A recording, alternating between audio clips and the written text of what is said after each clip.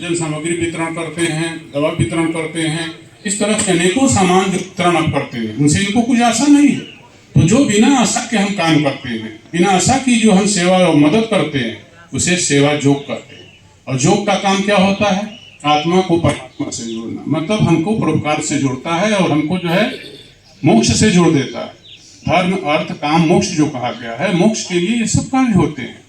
यह परोपकार के माध्यम से होता है, सेवा के माध्यम से होता है। और देश के ऋण को चुकाना है, क्योंकि भारत माता का ऋण हमारे ऊपर है। हम लोग जिसके गोद में खेले हैं, पले हैं, बड़े हुए हैं और सामर्थ्यवान बने हैं। आज इनके पास सामर्थ्य है तो यह प्रदान कर रहे हैं। कल आपके अंदर भी कल्पना होगी, भावना होगी, हमको भी किसी के लिए कुछ करना है, आपको भी परमात्मा अवश्य ही समर्थवान बनाएगा। और संत से जुड़ने का मतलब यही होता है। और संत से जुड़ना सरल काम नहीं होता है। कहा गया कि पुण्य पुंज बिन मिला ही न संता, सत्संगति संस्कृत कर अंता। बहुत पुण्य के प्रभाव से मनुष्य संत महात्मा महापुरुष जनों के सानिध्य में पहुंचता है। वह कई जन्मों का संस्कार जो एकत्रित होता है। लेकिन वहां पहुंचने के बाद भी कई लोग जो है का ठहराव नहीं रहने से भटक जाते हैं। वहां पहुंचने के बाद ठहर जाए। ठहरने का मतलब क्या है? उसके विचारों को अपने अंदर आत्मसात कर ले, उसके बताए रास्ते पर चलने का दृढ़ संकल्प कर ले और उस कार्य में जुड़ जाए। तो ये जुड़ने के बाद इनके अंदर में वह ठहराव आया कि संतों का क्या है संदेश। उस संदेश का पालन करने के लिए सब प्रकार का कार्य यहाँ से किया जाता है। यह बहुत ही प्रशंसनीय है, बहुत ही सराहनीय है। और सूरज देवता हमारे भारत के कुल देवता हैं, इसलिए हम सभी का कर्तव्य बनता है कि देवता के आगमन के पहले, जैसे मनुष्य का कोई भी आपका आराध्य है, जान गए कि हमारे आराध्य आने वाले हैं, हमारे घर में हमारे पूजनीय या हमसे बड़े या परिवार के ही वृद्ध सामान्य कोई व्यक्ति हमारे घर में आने वाला है, आप पहले से ही उठकर तैयार रहते हैं उससे मिलने के लिए, उसका सम्मान करने के लिए, उसका आदर करने के लिए। इसी प्रकार से भारत के कुल देवता कौन है? सूर्य देवता है। इसलिए सूर्य देव के आगमन के पहले हमको प्रतिदिन उठना चाहिए। यह संकल्प करिए कि प्रतिदिन सूर्योदय के पूर्व उठेंगे। और हमारे बूढ़े बुजुर्ग लोग इसका पालन करते थे। यही हमारी भारत की संस्कृति है। और इसलिए वे लोग जो है रोगी कम होते थे, अल्पायु कम होते थे, दीर्घायु होते थे, लंबे उम्र तक जीते थे, स्वस्थ रहते थे, आपस में भाईचारा प्रेम रहता था। यही तो हमारी भारतीय संस्कृति है कि सबके प्रति प्रेम हो, सबके प्रति, बड़ों के प्रति आदर की भाव हो, छोटों के प्रति प्रेम हो, सम्मान का भाव हो। तो इस प्रकार की चीजें, तो सूर्य देवता के आगमन से पूर्व हमें उठना चाहिए प्रतिदिन। जो व्यक्ति ऐसा करता है उसे बहुत सी पीड़ाओं से, शारीरिक जो है बीमारियों से वह वंचित हो जाता है। एक तो असीर का पीड़ा होता है, बुढ़ापा में जो है बहुत कम उम्र में ही स्मरण शक्ति जाने लगती है मनुष्य का। यह सब कारण क्या है? हम उसकी उपेक्षा करते हैं। किसकी उपेक्षा करते हैं? अपने कुल देवता की। किसको? सूर्य देवता की। सूर्य देवता का जब आगमन होने वाला है, कब उनका सूर्योदय हो रहा है इसको आप समझिए।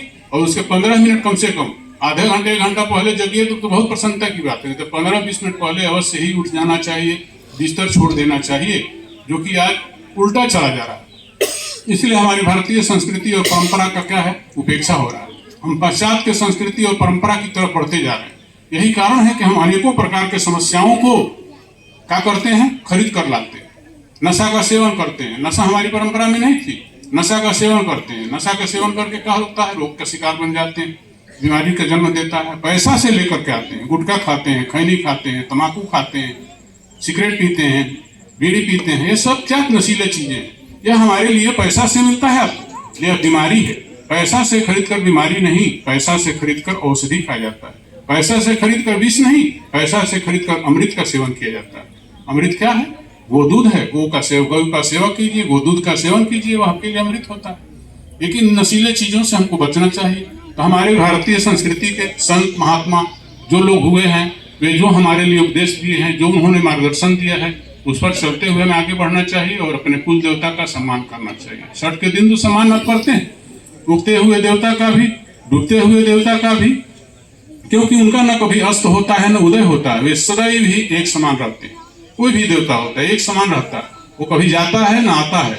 उसका स्वरूप देखकर हम सबको जाना आना निर्धारित कर लेते हैं, लेकिन उसका जाना आना नहीं होता है। वह सदैव ही वर्तमान रहता है। जितने भी संत महात्मा जन हो चुके हैं हमारे बीच, वे आज भी हैं किसी न किसी सूक्ष्म रूप से। आज भी जो साधक जन उनकी चाहता है तो उनकी उपासना करके उनसे अपने को जोड़ लेता है और उनसे प्रेरणा ले लेता है। आपको भी जीवन में चाहिए कि हम सूर्य देवता का 3 दिन के लिए नहीं, सदैव के लिए ही उपासना करें। कम से कम यह ध्यान रखें कि उनके आगमन के पहले सूर्योदय का समय क्या है और जानकर उससे पहले हमें उठने का प्रयास करना चाहिए। ताकि हम कई तरह की बीमारियों से बच सकें, हमारा शरीर स्वस्थ रहे।